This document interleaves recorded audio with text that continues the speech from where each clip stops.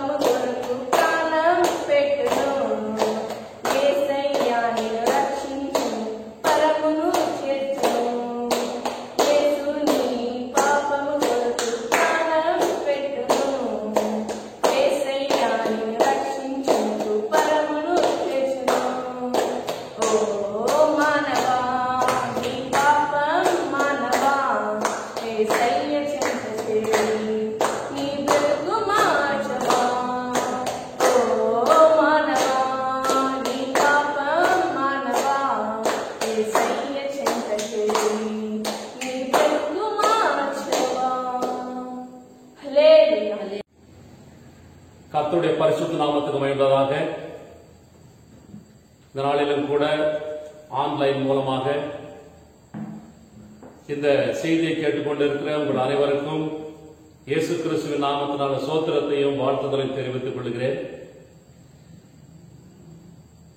இந்த பிரசங்கத்தினுடைய தலைப்பு கர்த்தருடைய ஆலய கதவுகளை திறக்கப்பட்டது. கர்த்தருடைய ஆலயத்தின் கதவுகள் திறக்கப்பட்டது. 2 நாளாகவும் 29ஆம் அதிகாரம் 3வது வசனத்தை நான் படிக்கிறேன் கேளுங்க. 2 நாளாகவும் 29ஆம் அதிகாரம் 3வது வசனம். அவன் தன் ராஜ்யபாரத்தின் 1ஆம் வருஷம் 1ஆம் மாதத்தில் கர்த்தருடைய ஆலயத்தின் கதவுகளை திறந்து அவைகளை பழுது பார்த்து. எசேக்கியா ராஜாவான முதல் வருஷத்துல 1 மாதத்துல கர்த்தருடைய ஆலயத்தின் கதவுகளை திறந்து பழுது பார்த்தான். அல்லேலூயா.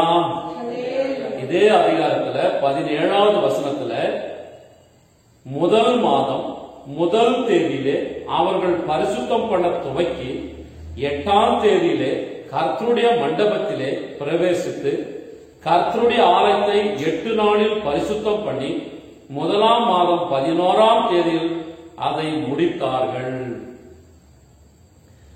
எசேக்கியா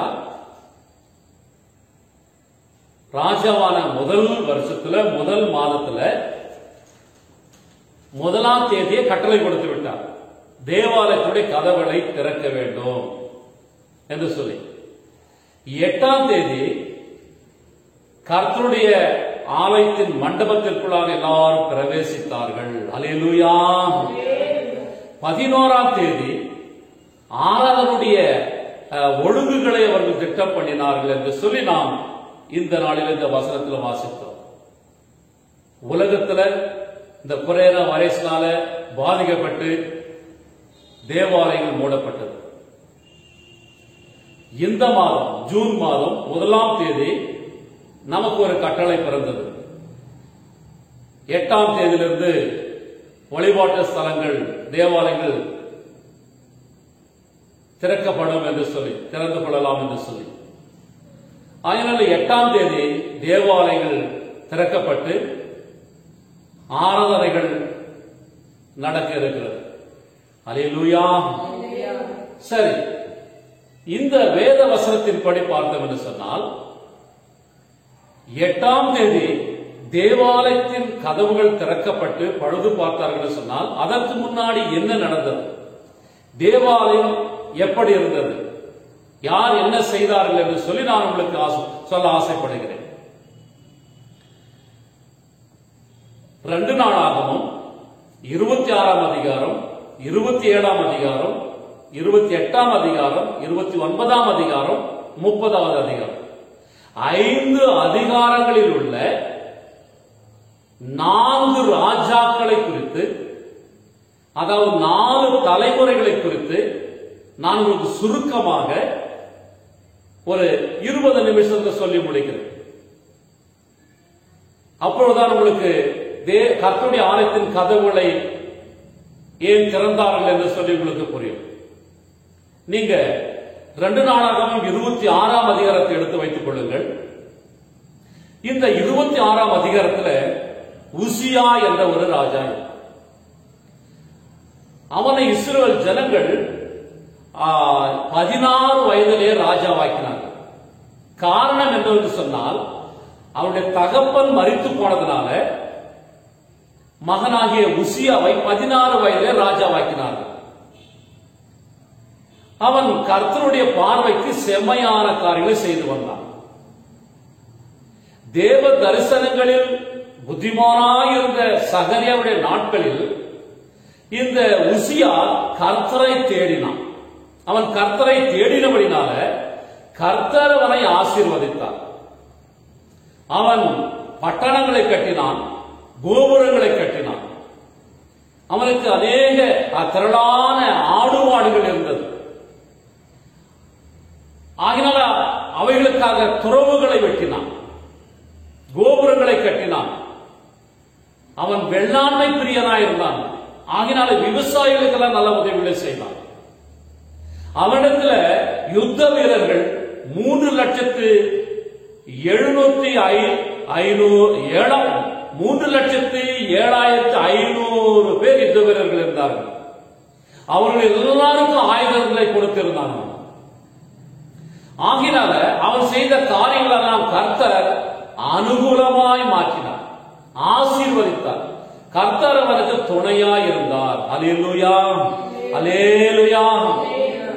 அப்பேற்பட்டதான அந்த உசியா ராஜா பலப்பட்ட பிற்பாடு அவன் மனம் மேட்டிமையாகி ஒரு நாள் துணிந்து கர்த்தருடைய ஆலயத்துக்குள் பிரவேசித்து தூபகலசத்தை கையில் கொண்டு போய் அவன் பலிபீடத்தின் மேலே தூபம் காட்டச் சென்றான்.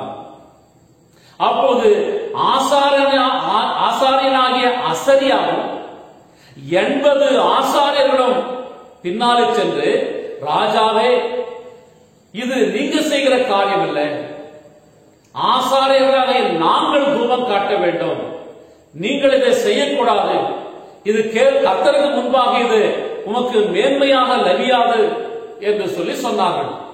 அப்போது ராஜா கோபப்பட்டு தன்னுடைய கையிலே தூப கலசத்தை பிடித்துக் கொண்டு கோபமாக அவர்களோடு பேசினான். நான் ராஜா, நான் சொல்கிறபடி நீங்கள் செய்ய வேண்டும், நீங்கள் சொல்கிறபடி நான் செய்ய தேவையில்லை, எனக்கு சகல அதிகாரம் இருக்கிறது, இந்த தூப கலசத்தை காட்டுவது என்னால் செய்யக்கூடாது என்று சொல்லி கோபமாக பேசினான். அந்த நேரத்தில் கர்த்தர் அவனை அடித்தபடினால அவருடைய நெற்றியிலே குஷ்டரோகம் உண்டானது. உடனடியாக ஆசாரியர்கள் எல்லாம், கர்த்தர் உன்னை அடித்தார், உன்னுடைய நெற்றியில குஷ்டரோகம் உண்டானது, நீ கர்த்தருடைய ஆலயத்தை விட்டு வெளியே புறப்பட வேண்டும் என்று சொன்னார். அப்பொழுது அந்த உசியா ராஜாவும் அவருடைய நெற்றியில குஷ்டரோகம் வந்ததை கண்டு அவனும் கர்த்தருடைய ஆலயத்தை விட்டு வெளியே போய்விட்டான். அவனுடைய நெற்றியில குஷ்டரோகம் வந்தபடினால அவன் தனிமைப்படுத்தப்பட்டான். அவனுடைய மரண நாட்கள் மட்டும் குஷ்டரோகியாக இருந்து ஒரு தனியாக வீட்டிலிருந்து மரித்து போனான். இது 2 நாளாகவும் 26ஆம் அதிகாரத்தில் எழுதப்பட்டிருக்கிற காரியம் உசியா ராஜாவை குறித்து. அவன் தன்னுடைய அதிகாரத்தை பயன்படுத்தி மனம் மேட்டிமையாகி கர்வப்பட்டு துணிந்து தேவாலயத்தில் போய் தூபம் காட்ட சென்றான்.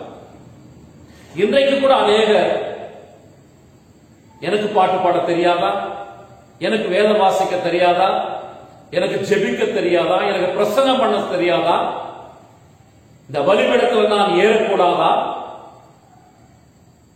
ஊழியர்கள் தான் ஏற வேண்டுமா பலிபீடத்தின் மேலே, அவர்கள் தான் பிரசங்கம் செய்ய வேண்டுமா, அவர்கள் ஜெபித்தால் தான் கர்த்தர் கேட்கிறார் என்று சொல்லி அநேகர் இந்த நாளில உசியா ராஜாவை போல இருக்கிறார். இந்த உசியா ராஜா அப்படி செய்ததுனால கர்த்தர் அவனை அடித்தார், குஷ்டரோகியாய் மாறினான், மரண பரியந்தம் தனிமைப்படுத்தப்பட்டு மரித்து போனான். இது உசியா ராஜாவுடைய வாழ்க்கை. 2 நாளாகவும் 27ஆம் அதிகாரத்தில் பார்ப்பவர் சொன்னால் நீங்கள் திருப்பிக் கொள்ளுங்கள். 27ஆம் அதிகாரத்தில் உசியா மரித்த பிற்பாடு அவருடைய மகனாகிய யோதாம் ராஜாவானான். அவனுக்கு 25 வயது. 25 வயதா இருக்கும் போது அவனை கொண்டு வந்து ராஜாவாக்கினார். யோதாமும் கர்த்தருக்கு பிரியமான காரியங்களை செய்தான். கர்த்தருடைய ஆலயத்தின் உயர்ந்த வாசலை கட்டினான். நல்ல ஒரு மனிதன் தான். ஆனால் நீங்கள் 27ஆம் அதிகாரம் 2வது வசனத்தை நீங்கள் படித்தீர்கள் என்று சொன்னால் அங்க என்ன சொல்லப்படுகிறான், அவன் கர்த்தருடைய ஆலயத்துக்குள் பிரவேசியாமல் இருந்தான். கர்த்தரின் ஆலயத்தின் உயர்ந்த வாசலை கட்டினான், செம்மையான காரியங்களை செய்தான். ஆனால் தேவனுடைய ஆலயத்துக்கு போக மாட்டான். அவருடைய மரண நாள் பரியந்தம் தேவனுடைய ஆலயத்துக்கு போகவில்லை. அந்த யோதாம் மரித்து போனான். 27ஆம் அதிகாரத்தில் யோதாம் கர்த்தருடைய ஆலயத்துக்கு போகவில்லை. இன்றைக்கு கூட அநேக நல்லவர்கள் இருக்கிறார்கள், நன்மையான காரியங்களை செய்கிறார்கள், தேவனுடைய ஆலயத்துக்காக ஊழியத்துக்காக அநேக நன்மையான காரியங்களை செய்கிறார்கள். ஆனால் தேவாலயத்துக்குள் போக மாட்டார்கள். ஓய்வு நாட்களில் சென்று கர்த்தரை ஆராதிக்க மாட்டார்கள், துதிக்க மாட்டார்கள், வேதத்தை வாசிக்க மாட்டார்கள், ஜெபிக்க மாட்டார்கள். ஆனால் நல்லவர்கள் தான், நல்ல காரியங்களை செய்வார்கள். யோதாமும் அப்படிதான் இருந்து மரித்து போனான். 28ஆம் அதிகாரத்தை நீங்கள் எடுத்துக்கொள்ளுங்கள். இந்த 28ஆம் அதிகாரத்தில் யோதாம் மரித்த பிற்பாடு அவனுடைய மகனாகிய ஆகாஸ் 20 வயதுல அவனை ராஜாவாக்கினார். ஆகாஸ் ராஜாவான பிற்பாடு அவன் கர்த்தருக்கு விரோதமான காரியங்களை செய்தான். விக்கிரங்களை உண்டு பண்ணினான், பலிபீடங்களை கட்டினான், தம்முடைய குமாரரை தீக்கொளுத்தினான், அந்நிய தேவர்களை பின்பற்றினான். அந்நிய தேசத்தில் இருக்கிற ராஜாக்களுக்கு அவன் வெகுமதிகளை கொடுத்தான், லஞ்சம் கொடுத்தான். ஆனாலும் அவன் தோற்றுக்கொண்டே போனதனால வேற தேசத்து தெய்வங்கள் அவர்களுக்கு வெற்றி கொடுக்கிறது சொல்லி அந்த தேவர்களை வணங்க ஆரம்பித்தான். அவன் கர்த்தருக்கு விரோதமான காரியங்களை செய்து கொண்டிருந்தபடினால கர்த்தர் எனக்கு உதவி செய்யவில்லை, இந்த கர்த்தருடைய ஆலயம் எதற்கு என்று சொல்லி கர்த்தருடைய ஆலயத்தில் சென்று அந்த தேவாலயத்து பணிமுட்டுகளை எல்லாம் அவன் துண்டு துண்டாக்கி போட்டு தேவாலயத்தின் கதவுகளை மூடி போட்டு விட்டான். கர்த்தருடைய ஆலயத்தை மூடி போட்டதனால கர்த்தருடைய ஆலயத்திற்குள் யாரும் பிரவேசிக்காமல் போய்விட்டார்கள். அதற்கு பிற்பாடு அந்த ஆகாஸ் ராஜாவும் மரித்து போனான். இது 28ஆம் அதிகாரத்தில் உள்ள காரியம். 29ஆம் அதிகாரத்தை எடுத்து வைத்துக் கொள்ளுங்கள். ஆகாஸ் மரித்த பிற்பாடு அவனுடைய மகன் எசேக்கியாவை 25வது வயதுல ராஜாவாக்கினார். எசேக்கியா ராஜாவான முதலாவது வருஷத்துல முதலாவது மாதத்துல முதலாவது தேதி அவன் கையெழுத்து போட்டது, கட்டளை கொடுத்தது என்னவென்று சொன்னால் கர்த்தருடைய ஆலயத்தின் கதவுகளை திறக்க வேண்டும். அல்லேலூயா. அதை பழுது பார்க்க வேண்டும். லேவியர்களே, ஆசாரிகளே, உங்களை பரிசுத்தம் பண்ணிக்கொண்டு தேவாலயத்திற்குள் வாருங்கள். தேவாலயத்திற்குள்ளாக இருக்கிற அருவருப்புகளை எல்லாம் கொண்டு போய் வெளியே போடுங்கள். நம்முடைய பிதாக்கள் கர்த்தருடைய ஆலயத்தை மூடிப்பட்டதனால கர்த்தருடைய கோபம் நம்ம வந்தது. அநேகர் வெற்றுடன் விழுந்தார்கள், அநேகர் சிறை கைகளாய் பிடித்து செல்லப்பட்டார்கள். ஆகினால நாம் கர்த்தரை நாம் ஆராதிக்க வேண்டும். எல்லாரும் கர்த்தருடைய ஆலயத்திற்கு வாருங்கள், பரிசுத்தம் பண்ணுங்கள் என்று சொல்லி பரிசுத்தம் செய்து தான் முதல் பெயர் சபா வரைக்கும் இருக்கிற இஸ்ரவேல் ஜனங்களுக்கு நிருபங்களை எழுதி அனுப்பினான். எல்லாரும் தேவாலயத்துக்கு வாரு, எருசலேம் தேவாலயத்துக்கு வாருங்கள் சொல்லி எல்லா ஜனங்களும் மனத்தாழ்மையோடு எருசலேம் தேவாலயத்துக்கு வந்தார்கள். எசேக்கியா ராஜா பலிகளை செலுத்தினான். ஜனங்களுக்காக ஆண்டவரிடத்துல மன்னிப்பு கேட்டான். ஆண்டவரே, இந்த ஜனங்களை மன்னியும் என்று சொல்லி மன்னிப்பு விண்ணப்பத்தை ஏறெடுத்தான். அதற்கு பிற்பாடு ஜனங்கள் எல்லாரும் தலைகுனிந்து கர்த்தரை தொழுது கொண்டார்கள். அல்லேலூயா, அல்லேலூயா. நீங்க 30ஆம் அதிகாரத்தை எடுத்துக் கொள்ளுங்கள். 30ஆம் அதிகாரத்தை பார்ப்போம் சொன்னால் எல்லாரும் தேவனுடைய ஆலயத்தில் நாம் பஸ்காவை ஆசரிக்க வேண்டும். அநேக வருஷங்களாக நாம் பஸ்கா பலியை ஆசரிக்கவில்லை, பஸ்கா பலியை ஆசரிக்க வேண்டும் என்று சொல்லி அழைத்தார். அவர்களுக்காக பலி செலுத்தினான், அவர்களுக்காக விண்ணப்பம் செய்தான். எல்லோரும் கீத வாத்தியங்களை வாசித்தார்கள், கர்த்தரை சோத்தரித்தார்கள், கர்த்தருடைய நாமத்தை மகிமைப்படுத்தினார்கள். எருசலேமிலே மகா சந்தோஷம் உண்டானது. அல்லேலூயா, அல்லேலூயா. அந்த 30ஆம் அதிகாரம் கடைசி வசனத்துல நம்ம பார்ப்போம் என்று சொன்னால் எல்லோரும் பஸ்காவை சாப்பிட்டார்கள். ஆசாரியர்களாகிய லேவியர்கள் எழுந்து நின்று ஜனங்களை ஆசீர்வதித்தார்கள். அவருடைய சத்தம், அவருடைய விண்ணப்பம் கேட்கப்பட்டது. அவருடைய சத்தம் பரலோகத்திற்கு போய் எட்டினதாம். அல்லேலூயா. தேவாலயம் திறக்கப்பட்டு ஆராதனை செய்யப்பட்டு பஸ்கா ஆசரிக்கப்பட்டு அங்க விண்ணப்பம் ஏறெடுக்கப்பட்டது. அந்த விண்ணப்பத்தின் சத்தம் பரலோக ராஜ்யத்துக்கு போய் சேர்ந்ததான். அதே போல கர்த்தருடைய பிரியமானவர்களே, நாம் இந்த ஒரு சில 2 மாதங்களாக கர்த்தருடைய ஆலயத்திற்கு செல்லாமல், ஆராதிக்காமல், துதிக்காமல், ஜெபிக்காமல், பஸ்காவை ஆசரிக்காமல் இருந்து விட்டோம். ஆனால் இந்த மாதம் கட்டளை பிறந்திருக்கிறது, 8ஆம் தேதியிலிருந்து கர்த்தருடைய ஆலயம் திறக்கப்பட வேண்டும் என்று சொல்லி. அதனால் எல்லாரும் கர்த்தருடைய பிள்ளைகளை எல்லாரும் தேவனுடைய ஆலயத்திற்கு வந்து கர்த்தருடைய நாமத்தை மகிமைப்படுத்துங்கள். கர்த்தருடைய பந்தியில பங்கு பெறுங்கள், ராபோஜனத்தில் பங்கு பெறுங்கள், நித்திய ஜீவனை பெற்றுக் கொள்ளுங்கள். கர்த்தர் உங்களை ஆசீர்வதிப்பார், கர்த்தர் உங்களோடு கூட இருப்பார். இந்த 4 ராஜாக்களை குறித்து நான் உங்களுக்கு சொன்னேன். உசியா ராஜா துணிந்து தேவாலயத்திற்கு போய் தூபம் காட்ட சொன்னான். அப்படி நாம் இருக்கக்கூடாது. 2வது யோதம் ராஜா நல்ல ஒரு மனிதன், தேவாலயத்திற்குள் அவன் பிரவேசிக்காமல் இருந்தான். அப்படி நாம் இருக்கக்கூடாது. 3வது ராஜா ஆகாஷ் ராஜா, அவன் கர்த்தருக்கு விரோதமான காரியங்களை செய்தான், கர்த்தருக்கு துரோகம் பண்ணினான் என்று வேதம் சொல்கிறது. தேவாலயத்தை பூட்டி போட்டான் அவன். அப்பேற்பட்ட ஆகாசை போல நாம் இருக்கக்கூடாது. 4வது எசேக்கியா ராஜா, கர்த்தருடைய ஆலய கதவுகளை திறந்து ஆராதனை செய்து ஜெபித்து பஸ்காவை ஆசரித்து ஜனங்களை ஆசீர்வதித்தார். அப்பேற்பட்ட எசேக்கியா ராஜாவை போல நாம் இருக்க வேண்டும். ஆமென், ஹல்லேலூயா. கர்த்தர் உங்களை ఆశీర్వదింపారాక. దేవుని పరిశుద్ధమైన నామానికి మహిమ కలుగునుగాక. ఈ రోజు ఆన్లైన్ ద్వారా ఈ ప్రసంగమును వింటూ ఉండే దేవుని బిడ్డలు మీ అందరికీ యేసుక్రీస్తు నామములో స్తోత్రములు వందనములు తెలియపరుస్తున్నా. దేవుని మిమ్మల్ని ఆశీర్వదించి దీవించునుగాక. ఈ రోజు ప్రసంగానికి ముఖ్యాంశము దేవుని యొక్క మందిరపు తలుపులు తెరవబడింది. దేవుని యొక్క మందిరపు తలుపులు తెరిచినారు. 2 దినవృత్తాంతము 29వ అధ్యాయము 3వ వాక్యం చదువుకుంటాం. అతడు తన ఏలుబడి యందు మొదటి సంవత్సరము మొదటి నెల యెహోవా మందిరపు తలుపులను తెరచి వాటిని బాగు చేసి. ఎజెకియా రాజు రాజైన మొదటి సంవత్సరం మొదటి నెలలో దేవుని యొక్క మందిరపు తలుపులను తెరవాలి, బాగు చేయాలి అని మనం చదివినాం. అదే అధ్యాయము 29వ అధ్యాయము 17వ వాక్యంలో ఏమి రాయబడి ఉంటుందంటే చదువుకుంటాం. 17వ వాక్యము, మొదటి నెల మొదటి దినము వారి ప్రతిష్ఠ చేయు ఆరంభించి ఆ నెల 8 దినము యెహోవా మండపమునకు వచ్చిరి.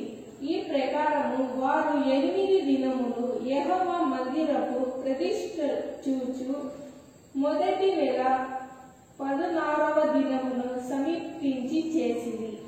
ఎజెకియా రాజైన మొదటి సంవత్సరం మొదటి నెలలో మొదటి రోజే దేవుని యొక్క మందిరపు తలుపులు తెరవబడాలి, బాగు చెయ్యాలి అని ఆజ్ఞించినారు. 8 రోజులు 8వ తారీఖు అందరూ దేవుని యొక్క మందిరపు మండపంలో ప్రవేశించినారు. 11వ రోజు ఆరాధన కార్యములను సిద్ధపరిచినారు అనేసి మనం చదివినాం. ఈ కరోనా వైరస్ వలన ప్రపంచంలో దేవాలయం అంతా మూసివేయబడింది.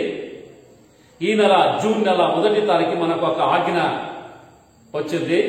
ఈ నెల 8వ తారీఖు దేవాలయం తెరవబడవచ్చనేసి. కాబట్టి వచ్చే 8వ తారీఖు చర్చెస్ అంతా తెరవబడబోతున్నది. అందరూ వచ్చి చర్చిలో దేవునికి ఆరాధన చేసి దేవుని నామమును ఘనపరచాలి. హల్లెలూయా, హల్లెలూయా. సరే, మనం చదివిన వాక్యం ప్రకారంగా ఎజెకియా రాజు దేవాలయపు మందిరపు తలుపులను తెరవాలి, బాగు చేయాలి అని చెప్పినాడంటే అంతకు ముందుగా ఈ దేవాలయ మందిరం ఏమైంది, ఎవరు మూసివేసినారు అనేసి మనము చూడబోతున్నాం. అది చూడాలంటే నేను మీకు కొంచెం వివరంగా చెప్పాలి.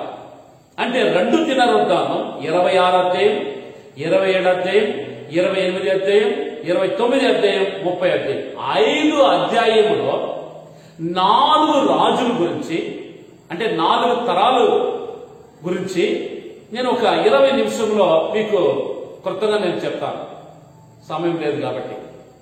అప్పుడు మీకు అర్థమవుతారు. మీరు 2 దినవృత్తాంతం 26వ అధ్యాయం ఎత్తి పెట్టుకోండి.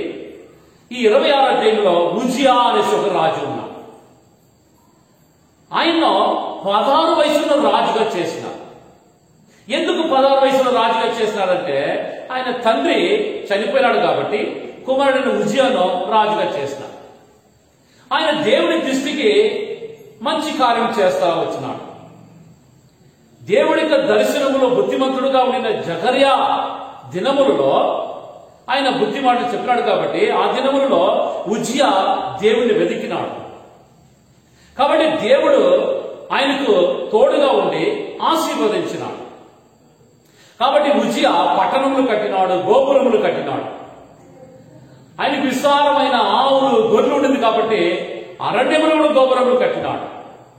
ఆయన వ్యవసాయం పైన ఆయనకు ప్రేమ ఉన్నాడు కాబట్టి వాళ్ళందరూ కూడా మంచి కార్యం చేసినాడు. ఆయన దగ్గర ఒక యుద్ధ వీరులంతా ఉన్నారు. ఎంతమంది ఉన్నారంటే 3,07,500 యుద్ధ వీరులు ఉన్నారు. వాళ్ళందరికీ ఆయన ఆయుధములు ఇచ్చి పెట్టినాడు. కాబట్టి ఆయన చేసిన కార్యమంతా దేవుడు అనుకూలంగా మార్చినాడు. కాబట్టి ఇప్పుడు బాగా స్థిరపడినాడు. ఆయన స్థిరపడిన తర్వాత ఆయన మనస్సులో గర్వం వచ్చేసి దేవుడి యొక్క మందిరములో ప్రవేశించి చేతిలో ధూప కలశము తీసుకుని పోయి బలిపీఠం పైన నేను ధూప ఆరాధన చేయాలనేసి పోయినాడు. అప్పుడు యాజకుడైన అజర్యా, ఆయనతో కూడా ఒక 80 మంది యాజకులు రాజు వెనకాల వెళ్ళి, రాజు మీరు చేయాల్సిన పని ఇది కాదు, ఈ ఆరాధన చేసేది మా పని, యాజకుల పని, కాబట్టి మీరు ఈ విధంగా చేయవద్దండి, ఇది దేవుడికి ఇష్టమైన కార్యం కాదు అని చెప్పినారు. అప్పుడు ఉజియా రాజు కోపపడి కోపంతో మాట్లాడినాడు. అప్పుడు దేవుడు ఉజియా రాజును కొట్టాడు కాబట్టి ఆయన నొసట్లో కుష్ఠరోగం వచ్చింది. అప్పుడు యాజకులందరూ చూసి, రాజు దేవుడి నిన్ను కొట్టాడు కాబట్టి కుష్ఠరోగం వచ్చింది, కాబట్టి దేవాలయంలో ఉండకూడదు, బయట వెళ్ళండి అని చెప్పినారు. ఎందుకంటే ఆ కాలంలో కుష్ఠరోగులు దేవుడి మందిరంలో ప్రవేశించకూడదు, కాబట్టి బయట వెళ్ళమన్నాడు. అప్పుడు రాజు కూడా తెలిసిపోయింది, దేవుడు నన్ను కొట్టినాడు, నాకు కుష్ఠరోగం వచ్చింది, కాబట్టి దేవుడి మందిరం నుండి బయట వెళ్ళాలనేసి బయట వెళ్ళిపోయినాడు. ఆయన కుష్ఠరోగి అయినాడు కాబట్టి ఆయన మరణించే వరకు ఒంటరిగా ఒక ఇంట్లో పెట్టి ఆ ఇంటిలో ఉండి ఆయన మరణించినాడు. ఇది ఉజియా రాజు గురించి 26వ అధ్యాయంలో రాయబడిన కార్యం. అదేవిధంగా ఈ కాలంలో ఎంతో మంది నాకు పాటలు పాడేదానికి తెలీదా, నాకు వాక్యం చదివేదానికి తెలీదా, నాకు ప్రార్థన చేసేదానికి తెలీదా, నాకు ప్రసంగం చేసేదానికి తెలీదా, నేను బలిపీఠం పైన ఎక్కేదానికి అర్హత లేదా అనేసి ఈ కాలంలో ఎంతో మంది ఉజియా రాజులాగా చేసేవాళ్ళు ఉంటారు. కానీ దేవుడు ఒక్కొక్కరికి ఒక్కొక్క పనిని ఇచ్చినారు. దేవుడు ఇచ్చిన పనిలో వాళ్ళు ఆ పని చేస్తే దేవుడు ఆశీర్వదిస్తాడు. దేవుడు ఇచ్చిన పనిని వదిలేసి వేరే పనిని చేసేటప్పుడు అది ఆశీర్వాదంగా ఉండదు.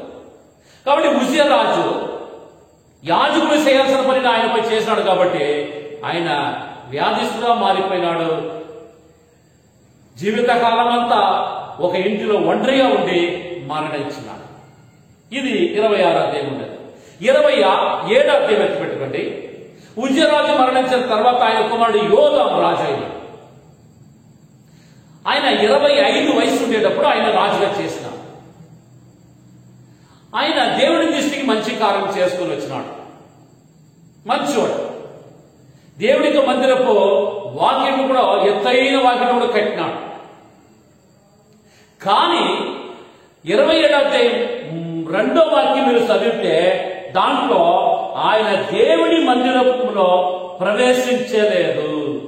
2వ వాక్యంలో ఆయన దేవుడి మందిరంలో అప్పుడే పోలేదు. జీవితాంతం మంచోడే. దేవుడి యొక్క ఒక గోపురం లాగా ఒక ఇది కూడా కట్టినాడు, కానీ చర్చి లోపల మాత్రం పోలేదు. ఈ కాలంలో ఎంతో మంది మంచోళ్ళుగా ఉంటారు, దేవుడి మందిరానికి ఎన్నో మంచి కార్యం చేస్తారు, కానీ ఆదివారం అంటే చర్చికి పోరు, ప్రార్థన చేయరు, దేవుడు ఉంటాడు, నా మనసులో ఉంటాడు, నేను ఇంట్లోనే ప్రార్థన చేసుకుంటానని చెప్పేవాళ్ళు ఉంటారు. దేవాలయంలో ప్రవేశించకుండా ఉండేవాళ్ళు ఎంతో మంది ఉంటారు. ఇలాగనే యోదాము రాజు అలా ఉండి మరణించాడు. 28 అధ్యాయం మీరు తీసి పెట్టుకోండి. యోదాము మరణించిన తర్వాత ఆయన కుమారుడు ఆగాస్ రాజు. ఈ ఆగాస్ రాజుకు 20 వయసు ఉండేటప్పుడే రాజుగా చేస్తాడు. ఈ ఆగాస్ రాజు ఏం చేశాడంటే దేవుడి దృష్టికి విరోధమైన కార్యం చేసినాడు, దేవుడికి ద్రోహం చేసినాడనేసి వాక్యం చెప్తున్నాడు. విగ్రహములను పెట్టినాడు, బలిపీఠములు కట్టినాడు, తన కుమారులను అగ్నిలో దహించినాడు, అన్య దేవతలు కొలిసినాడు, ఆ రాజులకు ఈ రాజులు కలిసి బహుమానం ఇచ్చినాడు తను తాను కాపాడుకునేదానికి. మన దేవుడు మనల్ని కాపాడలేదు, ఆ దేవుడు వాళ్ళని కాపాడటం అనేసి ఆ వేరే దేశపు దేవుళ్ళంతా కొలిసినాడు. కానీ ఆయన ఆ విధంగా చేస్తున్నాడు కాబట్టి దేవుడి దృష్టికి ఆయన విరోధమైన కార్యం చేసినట్టు కాబట్టి దేవుడి యొక్క కోపం ఆ ఆగాసు పైన వచ్చింది. కాబట్టి ఆగాసు వలన యూదులందరూ యూదా వంశమును దేవుడు తగ్గించినాడు. ఎంతో మంది ఖడ్గము చేత పడిపోయినారు, ఎంతో మంది చెర పట్టబడిపోయినారు. కాబట్టి ఈ ఆగాసు రాజు దేవుడి మందిరం పైన కోపపడి దేవుడి మందిరానికి వెళ్లి దేవాలయం ఉండే వస్తువులంతా పడగొట్టి దేవుడి మందిరపు తలుపును మూసివేసినాడు. ఆ దినములు మొదలుకొని ఎవరు దేవాలయంలో ప్రవేశించలేదు, ఆరాధన చేయలేదు, లైట్లంతా కూడా ఆపివేసినారు అనేసి రాయబడింది ఈ 28 అధ్యాయం. ఆ రోజు నుండి లైట్ మలగలేదు, చీకటిగా ఉండిపోయింది దేవాలయం. తర్వాత ఆయన మరణించినాడు. 30 అధ్యాయంలో మీరు ఎత్తిపెట్టుకోండి. 30 అధ్యాయంలో ఆగాస్ కుమారుడైన యెజెకియాను 25 వయసులో రాజుగా చేశాడు. ఆయన రాజైన మొదటి సంవత్సరం మొదటి నెలలో 1వ తారీఖు ఆయన ఒక ఆజ్ఞ ఇచ్చినాడు, సంతకం పెట్టినాడు. ఏమంటే దేవునికి మందిరపు తలుపులు తెరవాలి, బాగు చేయాలి, దేవుని ఆరాధన చేయాలి అనేసి ఆజ్ఞ ఇచ్చినాడు. 8వ తారీఖు అందరూ దేవునికి మందిరపు మండపంలో ప్రవేశించి అన్ని కార్యములు సిద్ధపరిచారు. ఒకరోజు ఉదయకాలంలోనే యెజెకియా రాజు లేచి ప్రభులందరూ పిలుచుకొని దేవాలయం లోపల ప్రవేశించి దేవుడి మందిరంలో ఉండే ఆ అసూయ అపవిత్రమైన కార్యమంతా తీసి బయట వేయండి అని చెప్పినాడు. అప్పుడు దేవాలయం ఉండే అపవిత్రమైన కార్యమంతా తీసుకొని పోయి బయట వేసినారు. దేవాలయంలో పరిశుద్ధం చేసినారు, బాగు చేసినారు.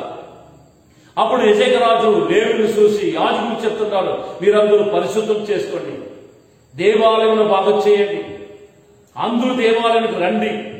మన పితరులు దీపమంతా ఆపివేసి తలుపులంతా మూసివేసినాం కాబట్టి దేవుడి కోపం మన పైన వచ్చింది. కాబట్టి మనం ఎంతో మంది కత్తిలో ఖడ్గం వలన పడిపోయినారు, చనిపోయినారు, ఎంతో మంది చెరగా పట్టబడిపోయినారు.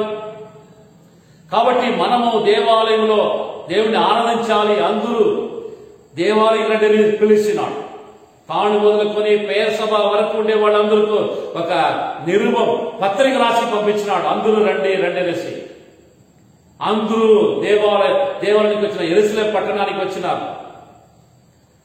బూర ఊపేవాళ్ళు, వాద్యమాంచి వాళ్ళని పెట్టినాడు. దావీదు రాజులాగా యెజెకియా రాజు బలిను అర్పించినాడు.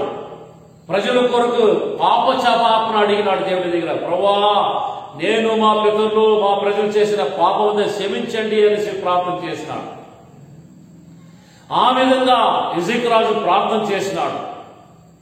కాబట్టి యెరూషలేము పట్టణంలో మహా సంతోషం కలిగింది, మంచి ఒక సమాధానం కలిగింది. హల్లెలూయా, హల్లెలూయా. మీరు 30 అధ్యాయం ఎత్తిపెట్టుకుంటే అందరూ పిలుస్తున్నాడు, రండి రండి రండి రండి, మనము పస్కా పండుగను ఆచరించాలి. ఎన్నో సంవత్సరములు మనము పస్కాను ఆచరించలేదనేసి పిలిచినారు. అందరూ యెరూషలేము పట్టణంలో ఉండే దేవాలయానికి వచ్చినారు, బలి అర్పించినారు, స్తోత్రం చెల్లించినారు, ప్రార్థన చేసినారు, పస్కను ఆశీర్వదించినారు. అందరూ దేవుడి ఎదుట, దేవుడి మందిరంలో సాగిలపడి దేవునికి నమస్కారం చేసినారు. హల్లెలూయా, హల్లెలూయా. అప్పుడు యాజకులు లేచి నిలబడి ప్రజలందరిని ఆశీర్వదించినారు. అప్పుడు వాళ్ళ కొరకు ప్రార్థన చేసినారు. ఆ శబ్దము పరలోక రాజ్యం చేరినట్టు. హల్లెలూయా.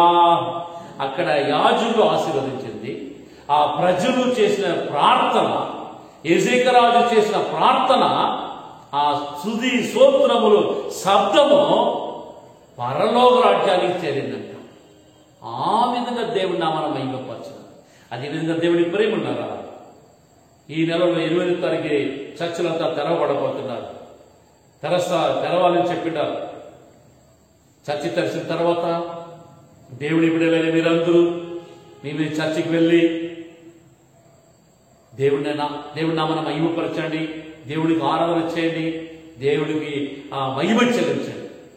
నేను ఒక 4 రాజు గురించి చెప్పిన. ఉజ్జియా రాజు దౌర్జన్యంగా వెళ్ళి దేవుడి మందిరంలో చేయకూడని పనులు చేయాలని చూసినాడు. అధికారం ఉండాలి, గర్వపడి రాజుగా స్థిరపడిన తర్వాత వ్యాధి వచ్చి మరణించాడు. అలాగ మనం ఉండకూడదు. 2వ రాజు యోగాం రాజు మంచివాడే, దేవుడి మందిరానికి మంచి కార్యం చేసినాడు. చర్చి లోపల మాత్రం వాడు పోలేదు, మరణించేవాడు. అలాగ మనం ఉండకూడదు. 3వ రోజు ఆకాశరాజు దేవుడికి విరోధమైన కార్యం చేసినాడు, దేవుడికి ద్రోహం చేసినాడు అనేసి దేవుడి వాక్యం చదువుతున్నాడు. అలాంటి రాజులాగా మనం ఉండకూడదు. దేవుడి మందిరంలో మూసివేసినాడు, రైతును ఆపివేసినాడు, ఎవరు చర్చి పోకుండా చేసినాడు. అలాంటి ఆకాశరాజులాగా మనం ఉండకూడదు. 4వ రాజు ఎజేకియా రాజు. ఆయన రాజు అయిన వెంటనే ఆయన చేసిన మొదటి పని మందిరపు తలుపులను తెరవాలి, బాగు చేయాలి, అందరూ చర్చికి రావాలి, పస్కను ఆచరించాలి, దేవుని స్తుతించాలి అని ఆజ్ఞించినాడు. అదేవిధంగా అందరూ వచ్చి దేవుడి నామాన్ని మహిమపరిచినాడు. దేవుడి వల్ల అందరిని ఆశీర్వదించినాడు, ఎజేకియా రాజును ఆశీర్వదించినాడు. అదేవిధంగా మీరు కూడా దేవుడి మందిరానికి వచ్చి దేవుడి నామాన్ని ఘనపరచండి, దేవుడి నామాన్ని మహిమపరచండి, దేవుడు మిమ్మల్ని ఆశీర్వదిస్తాడు. ఆమేన్. హల్లెలూయా, హల్లెలూయా. ప్రార్థన చేసుకుందాం. మహోన్నతుడా, జీవం గల దేవా, మీకే స్తోత్రములైన ఈరోజు 5 అధ్యాయములు ఉండే 4 రాజుల గురించి మాతో మాట్లాడినారు తండ్రి. ఉజ్జియా రాజులాగా నేను ఉండకూడదు, మేము ఉండకూడదు ప్రభా. యోధం రాజులాగా నేను ఉండకూడదు, మేము ఉండకూడదు ప్రభా. ఆకాశ రాజులాగా మేము ఉండకూడదు ప్రభా. ఒక ఎజేకియా రాజులాగా మేము అందరూ ఉండాలి ప్రభా. అందరూ దేవాలయపు మందిరపు మా తలుపులను తెరిచి లోపల వచ్చి బాగు చేసి ప్రభా నిన్ను ఆరాధించి స్తుతించి నీ నామమున ఘనపరచాలి ప్రభా. మీకే మహిమ చెల్లించాలి తండ్రి. వాళ్ళు సాగిలపడి నమస్కారం చేసిన విధంగా మేము కూడా మిమ్మల్ని ఆరాధించాలి ప్రభా. నీకు స్తోత్రం. కాబట్టి ప్రభా ఆ రోజు వాళ్ళు ఆరాధన చేసిన శబ్దము పరలోక రాజ్యము చేరిందనేసి మేము బైబిల్ వాక్యంలో 30 అధ్యాయంలో చివరి వాక్యాలు చదువుతున్నాం తండ్రి. ఆ విధంగా మందిరంలో మేము చేసే ఆరాధన, స్తుతి, స్తోత్రంలో ప్రార్థన, విన్నపాలు పరలోక రాజ్యం చేరాలి ప్రభా. పరలోక రాజ్యం నుండి మమ్మల్ని అందరూ ఆశీర్వదించండి. మేము ప్రభా 2 నెలలుగా ప్రభా మందిరంలో మిమ్మల్ని ఆరాధన చేయకుండా పోయినా ప్రభా, మిమ్మల్ని స్తుతించకుండా పోయినా, బైబిల్ చదవకుండా పోయినా, ప్రార్థన చేయకుండా పోయినా తండ్రి, సేవ చేయకుండా పోయినా మమ్మల్ని దయచేసి మన్నించండి, దయచేసి క్షమించండి ప్రభా. మమ్మల్ని రక్షించండి, మమ్మల్ని కాపాడండి, మమ్మల్ని ఆశీర్వదించండి, మమ్మల్ని విడుదల చేయండి ప్రభా. మీకు స్తోత్రం. నేడు మొదలుకొని ప్రభా 8వ తారీఖు ప్రభా మేము మీ బిడ్డలుగా జీవించి మిమ్మల్ని ఆరాధన చేసి నీ నామాన్ని ఘనపరచడానికి, మహిమపరచడానికి మాకు సహాయం చేయమని, మీ దయగల హస్తము మమ్మల్ని నడిపించుమని మా బిడ్డ రక్షుడైన యేసుక్రీస్తు నామమున అడిగి ప్రార్థన చేస్తున్నామా పరలోక తండ్రి. ఆమేన్, ఆమేన్. నా ప్రాణమా యెహోవాను స్తుతించుము, నా అంతరంగమా సమస్త పరిశుద్ధ నామమును స్తుతించుము. నా ప్రాణమా యెహోవాను స్తుతించుము, ఆయన చేసిన ఉపకారము దేనిని మరొకము. ఆమేన్, ఆమేన్.